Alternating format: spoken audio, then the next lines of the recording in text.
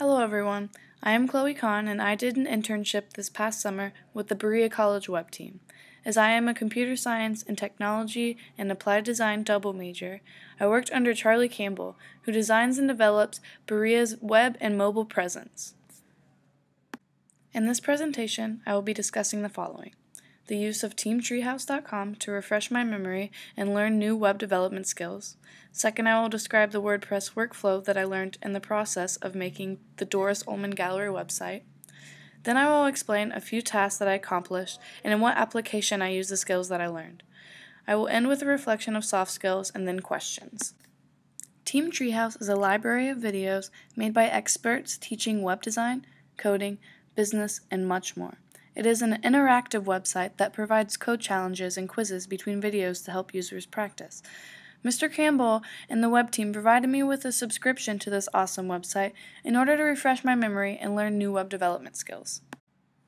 I spent the first 3 weeks of my internship using Team Treehouse to learn the basics of many languages and programs that I needed to know in order to create the Doris Ullman galleries.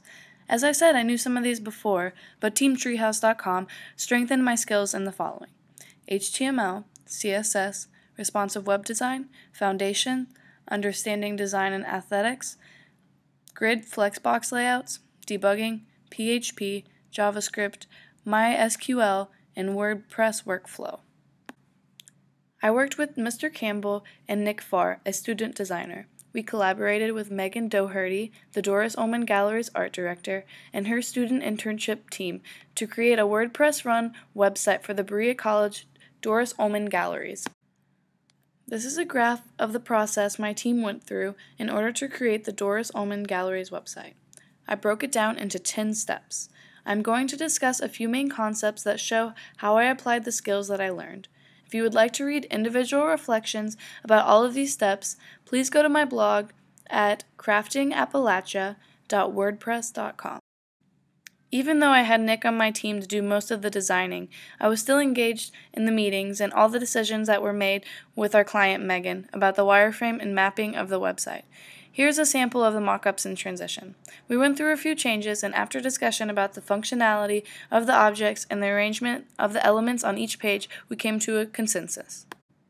Before we started on the Doris Ullman Gallery website, my first task was assigned to me by Mr. Campbell to recreate an article of the Berea College magazine. I chose this article shown above. This is my final product that I accomplished using foundations. I put the main image in the header at the top and the text from the article in 2 columns using the grid feature. Then I used modals to create a pop-up box that will give information about each part of the map that is accessed by clicking on each of the Sankofa icons. The next step is to use WordPress to download plugins on our site. To create a template on WordPress specifically for data entry into specific categories, we downloaded advanced custom fields and custom post types. With these 2 plugins, I created a data entry form that was specific for each type of entry. The 2 different forms we built are objects and exhibits. Initially, before I downloaded the plugins, Charlie taught me how to build a custom plugin that combines them both. When building my first plugin, I started by looking at the steps on codex.wordpress.com. I learned about actions and filters and why they are important to plugin building. An action gives the user access to specific events or hooks the event into WordPress. A filter allows for manipulation of data when pulling from and adding to the database. Here is an example of what an action would look like. In the plugin, I used 3 hooks: one to initialize an object, one to create the metadata boxes, and one to save information after the input. To create new variables for each of the custom fields, I used filters. An example from our code is as follows. This basically gives a name to each custom field, making it its own variable. To activate the plugin, I put all the files in the WP content/plugins folder on the server, and from there they will be activated by going to the WordPress website. This is the template hierarchy that I used to create all the pages of the website in PHP. All the files were located in the WP content folder on the server. Combined with these PHP files is the main style sheet file or the .css file. This must be included with specific information about the theme for all the elements on the pages. This is what the frontpage.php looks like. This is an example of the WordPress loop logic. It checks if the database has posts, and while it has posts, it will display the title and content. While there are no posts, it will display a message that says there are no posts here. The function is enclosed with an end if. This is a summary of how I applied the skills I learned to each of the projects. For the Doris Ullman Galleries website, I learned how to use Amazon Web Services to launch a development server and MySQL to create a database. I used CyberDuck to configure an FTP and then downloaded WordPress on the server. I validated HTML and CSS that was output by a graphic program called Macaw. Next, I used PHP to write the custom plugin and to divide up the pages according to the template hierarchy for WordPress.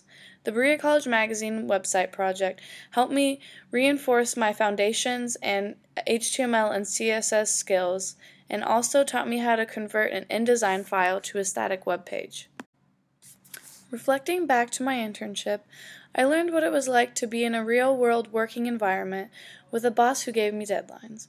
We worked together as a team on numerous projects where all the members were responsible for different parts.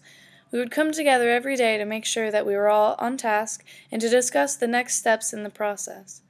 Working with the client taught me how to communicate technical phrases into a more understandable and common lingo. I learned that wireframing and mapping is the most beneficial step in understanding what the client wants. Also, in this, I learned that sometimes the team has to compromise because there are some things that we might not be able to get done with a set deadline. Lastly, this internship greatly strengthened my interest in being a web developer. I have always enjoyed the projects and working with a team, and I believe that this field is the fit for me. Thank you for your time. If you have any questions, please feel free to email me at conc@berea.edu or leave a comment on my blog at www.craftingappalachia.wordpress.com.